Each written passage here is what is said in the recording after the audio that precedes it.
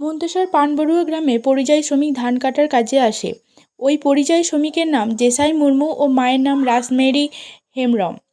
এদের বাড়ি ঝাড়খণ্ড রাজ্যে। বেশ কয়েক বছর ধরে এই পরিযায়ী শ্রমিক দম্পতি মন্তেশ্বরের পানবড়ুয়া গ্রামে ধান কাটার কাজে আসে। এবারও সেই মতো কাজে আসে শিশুকন্যাটির বাবা দেসাই মুর্মু। শিশুকন্যা ছোট থাকায় মা ও শিশুকন্যাটিকে প্রথমে কাজে নিয়ে আসেনি।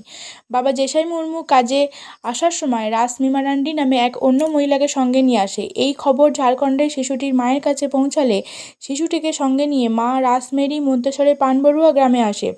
স্বামীর অন্য মেয়েকে নিয়ে ঘর করায় স্বামী ও স্ত্রীর মধ্যে মনোমালিন্য হয়। আজ ভোরে শিশুটি তার বাবার কাছে ধরতে দিয়ে প্রাতঃকর্ম করতে যায় মা।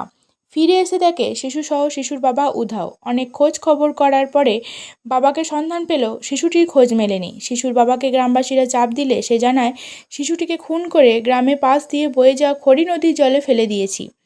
উত্তেজিত গ্রামবাসীরা এরপর শিশুটির বাবাকে মারধর করে এবং পরে পুলিশে খবর দেওয়া হলে পুলিশ এসে জিজ্ঞাসাবাদ করে। মন্তেশ্বর থানার পুলিশ এসে মা ও বাবাকে আটক করে এবং নদীর জলে তল্লাশি চালায়।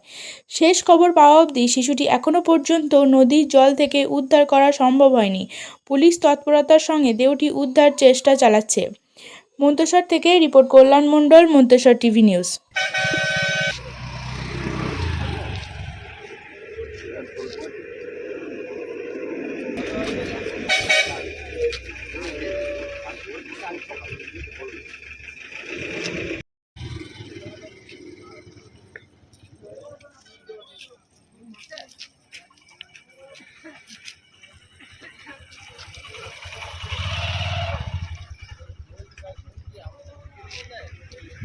হ্যাঁ, ঠিক আছে।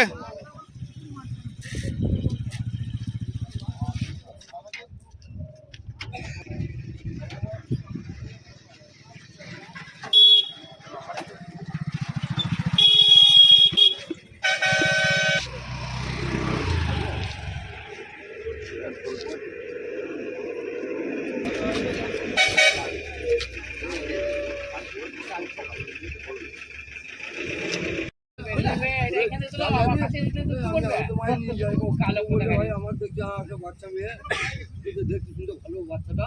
আমি কটার দিকে ওটা আমি তো স্যার